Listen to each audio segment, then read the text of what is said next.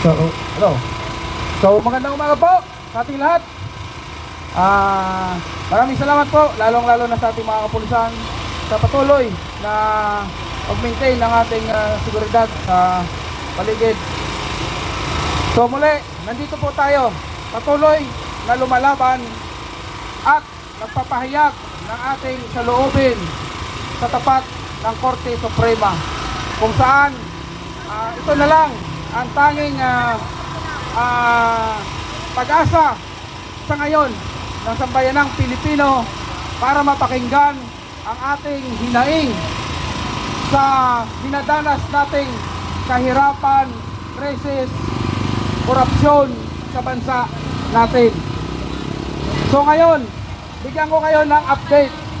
Alam nyo ba ang Pilipinas ngayon, ito yung ligasiyan ni Bongbong Marcos.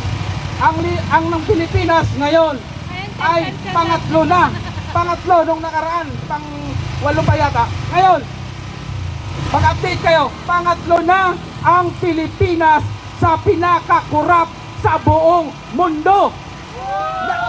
Magdiwang tayo mga Pilipino, pangatlo na tayo sa pinakakurap sa buong mundo. Yan ang ligasiya ni Bongbong Marcos. Mabuhay ang Pilipinas!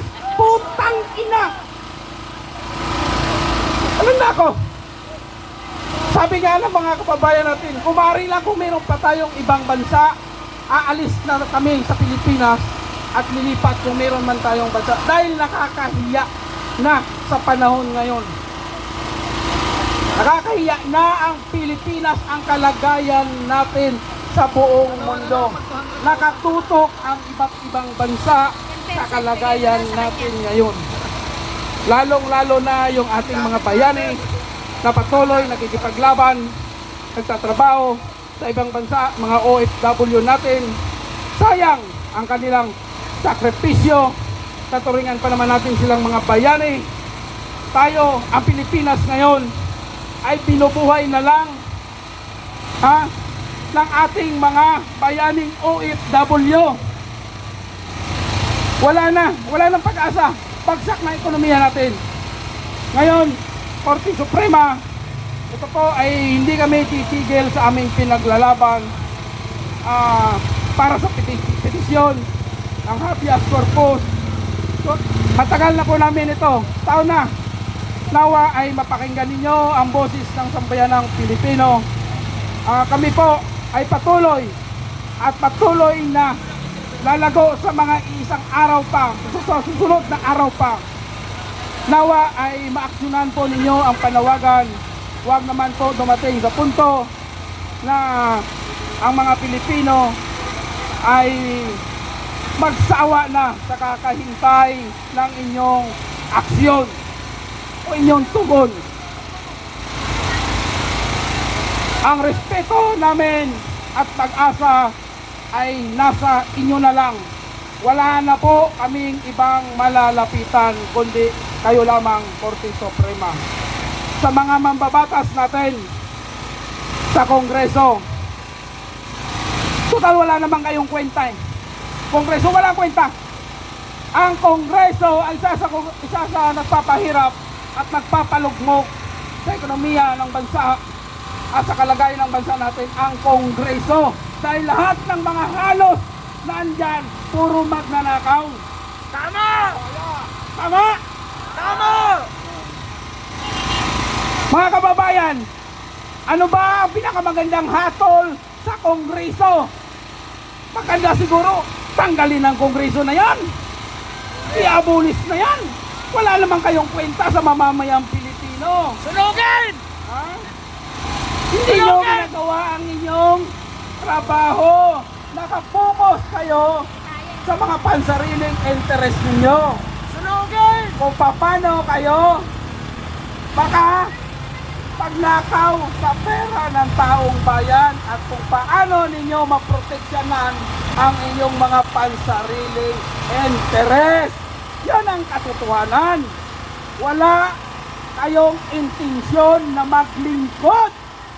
Pagkos ang intensyon ninyo ay magnakaw. Magnakaw! Ganon din ang ating mga senador.